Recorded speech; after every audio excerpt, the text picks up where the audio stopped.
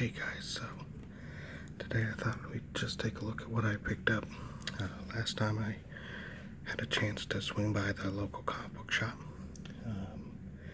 Haven't been able to go too much with everything that's going on, but I think last time I was there maybe 3 or 4 weeks ago, so it did look like they finally updated my saver, so I didn't have too much stuff in there that I had to hand back or wasn't picking up, but it was a pretty decent amount. I also picked up this Hellboy short box. I have about, I'd say like 2.5 short boxes worth of stuff I haven't read yet that I have in the house. So as I was reading, I was, kind of piling them up, the stuff that I'd read, and bought this short box so that I could put the things I had read and was done with aside, and eventually put this in storage. So I've been trying to, since I cut down on what I was getting and cut down on my collection, I figured if I do pick up short boxes, might as well do these, these graphic ones, because they're really cool, and I think would be great to have, if I do par down the collection or eventually put stuff in new boxes, I think it would be cool to have them all in these graphic boxes. So let's take a quick look. Number one here is Daredevil number 21 by Chip Zdarsky. If you've been reading Daredevil, Zdarsky's run's been pretty good. Before this, it was Charles Soule for a while, and I didn't like his run. He had Ron Garney on art, who I like Ron Garney's art, but the story was not very good. So Chip Zdarsky's run has been really good so far. The art's been good. If you like Daredevil, I highly suggest checking that out. X-Men number 10 by Hickman. I just caught up a little bit with X-Men. I read 1 through like 8 or 9 all in a row, and then I read the one-shots that they'd done, and those were all good. I read the Free Comic Book Day issue, but there really wasn't much to that. It was really just about 4 or 5 pages of X-Men, and it was really just a preview of things to come in the Swords mini-series event that they're going to have, so that was kind of disappointing. The rest of the issue was like a preview for another comic. That didn't really feel horribly necessary, so we'll see where it goes. I don't plan on picking up any miniseries moving forward, just because it's such a crapshoot on whether or not they're any good, and because they do tend to, stuff just overruns, and it's 50 issues that you don't need really quick. Like this has the, if you can see it here, this has the Empire title on the top here. I didn't pick up any of Empire.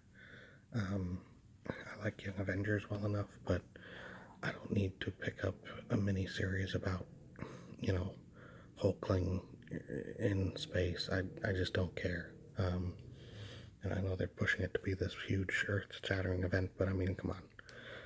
You have an earth-shattering event every year, and half the time, by the end, it's not worth it. So I let that go, dropped all those. It was kind of hard, honestly, to make sure I picked up my regular issues, because a lot of the stuff had Empire across the top, and it's like, well, is this a mini-series? Is this the original series with just an Empire branding on top? Stuff like that. I don't like that. This is Guardians of the Galaxy number 5. I actually accidentally bought this because I handed back issue 4, because I was going to let Guardians kind of go. I have 1 through 3 of this new Al Ewing season, I guess I'll call it, because it has been kind of built that way. So accidentally picked this up, I'll see what it's like, and maybe if I don't feel like keeping them, I can always sell 1 through 3 and number 5 on eBay or something. Fantastic Four 21 and 22. The covers look pretty great on this. You have Spider-Man, Wolverine in Fantastic Four regalia here, and then you have Ghost Rider looking pretty awesome over on the issue 22 cover. I don't think I'm behind on reading Fantastic Four, but with the Empire branding, maybe there's something I missed within Empire that leads you to having Wolverine and Spider-Man on the teams. I'm not going to go search it out. Fantastic Four has been okay so far. Dan Slott is very hit or miss with me. I didn't like his Spider-Man run. I stayed away from like the bulk of that, but like his Silver Surfer I really liked. Of course, his Silver Surfer, if you're a Doctor Who fan, was basically like Doctor Who, but take out the Doctor and put Silver Surfer in. So maybe that wasn't really him being a good writer. Maybe that was him just, pilfering good ideas. So, Immortal Hulk 35 and 36. This is great if you've been picking it up. It got a little crazy there in, issue 2022 when they stopped kind of focusing on the horror tropes of Hulk. But it's still a great series. I think I have 33 and 34 sitting in a pile to read before I get to these, because I have the one. Oh, yeah. So they have, if you can see it here, they have the leader on both these covers, just kind of in the background, in literally the same position, probably the same picture. So I know the leaders. I think the issue I have on my to read pile is the one that has just the leader's face on the front. So obviously something going on there. Let's see, Detective Comics 1025. This has all been kind of tying in with Joker War, which I'm not picking up. The last arc for Detective Comics ended kind of haphazardly, because you could tell that Tomasi he was going somewhere with a Harvey Dent story, and then they probably told him to shoehorn Joker in there, and it felt very shoehorned. All of a sudden, Joker was a big part of that storyline when he obviously wasn't going to be, and then they kind of rushed the conclusion of that, so I wasn't a fan of that. This cover is awesome, but since I'm not reading the main Batman title since Tom King left, if Detective Comics is allowed to be its own thing, then great. If they're gonna mess with where it's going just to fit in with a line-wide crossover, then that's not great. Usagi Yojimbo, number 10 and 11. I haven't read any of the IDW Usagi yet. I'm still picking it up because Stan Sakai, if you don't know, he does all the art for the series, all the writing. And it's amazing that he's continued for as long as he has. I think Usagi number 1 was from, the 80s, around the time of Ninja Turtles, so to have the same creator doing this character for that long, and they're really good stories, is just amazing. I don't know why he jumped from Dark Horse to IDW. I tried to look that up online and see if there was anything about why he made that switch. I couldn't find anything really, just the announcements that he was going to IDW, and the regular media scrum, and written out statements about, hey, I'm so happy to be with IDW. So I don't know what happened with Dark Horse. I know with IDW now, these are color. So previously, up until this run, everything in Usagi was black and white. The covers, of course, were color. But the actual artwork inside was all Stan Sakai pencils and inks with no colorist. So now they have color, which I believe is done by Luth, who's the same guy who does the colors on the covers and has for ages. But it'll be interesting when I start reading those to see if it loses anything with the colorization. Old Guard Force Multiplied, number 5. I haven't read any of this mini series yet. I read the original Old Guard. I haven't watched the Netflix series. I know they just came out with that. The first miniseries was really good, so I've been picking this up.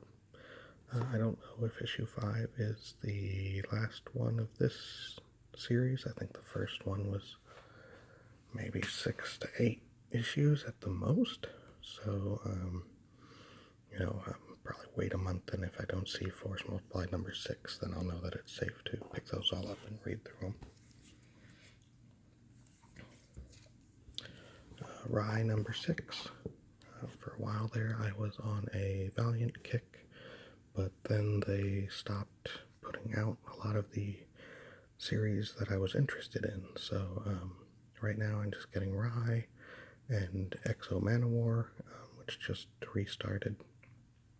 They don't have anything as far as Eternal Warrior or Harbinger right now, so Rye and Exo are where I am.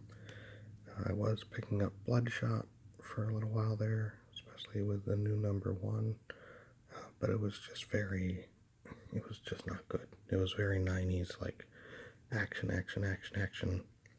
no plot to speak of, so I let that drop. Oblivion Song 26. This is Robert Kirkman. This is the only Robert Kirkman book I'm picking up. He has Die Die Die with the guy from Walking Dead, but Die Die Die is very much just a zany action book. So when I was cutting things down, I figured I could cut that. Sorry. So Oblivion Song 26. I think I might be an issue or 2 behind on Oblivion Song, but they've gotten much more into the story of the kind of the aliens from this other dimension they found themselves in, so it's been interesting. This is an awesome variant for Hawkman 23. When I was reading my pile of stuff, I hadn't read Hawkman for a while, so I think I read through issue like 10 forward, and I realized that somehow I had missed 23, so picked this variant up online, which is just, that's just an awesome Hawkman cover. A lot of the ones I'd noticed that I had picked up from the shop were not the variant covers. I do like the Hawkman variants have been just amazing. The regular covers have been pretty lackluster. And when I went to the store, they actually had a variant for, I think, issue 24 or 25 there, and I have that issue, the regular cover, and I almost bought the variant because it was just so much better. But when I'm trying to cut down, picking up the variant just because it looks awesome, it seems like a little much. One thing I did was I went on eBay, bought a few old Superboy comics. Just felt like doing that after reading through Teen Titans. So got Superboy Zero here from Zero Hour. Superboy number 4. These are all from right after, Death of Superman and all that. Superboy number 5 and Superboy number 6. I just love this classic Superboy outfit, with the spandex, with the leather jacket, kind of these like outdated yet cool guy shades. I just always liked that initial costume that they had him in. Superboy number 8 and Superboy number 17. That's just an awesome cover there. This one's cool too because it has, original 50s, 60s Superboy fighting Connor Superboy. So, got these mostly on the cheap. I don't think I paid more than $3 for any of the issues. And, I didn't have much in the way of Superboy issues, so why not? Last but not least, when I was doing my catch-up reading, I had Usagi Yojimbo The Hidden. This was a 7-part miniseries. I think it was basically almost like the last Usagi thing that he did for Dark Horse. Somehow, even though I have Usagi in my saver, and always have, I had issues 1 through 4, and then nothing. I honestly had thought that this series maybe had been dropped before he went to IDW, like maybe he didn't finish it. But I looked online and was able to pick up 6 and 7. For some reason, issue 5, there were not that many people selling it. And the only person I saw that had it by itself, because most people were trying to sell 1 through 7. The one guy who had issue 5 by itself had it for like $35, and that's not, I paid less than that for 6 and 7 by far. So I don't know if he just assumed it was like worth a lot, or maybe he noticed nobody was selling it. It was pretty obvious price gouging to me, so I didn't even bid on it.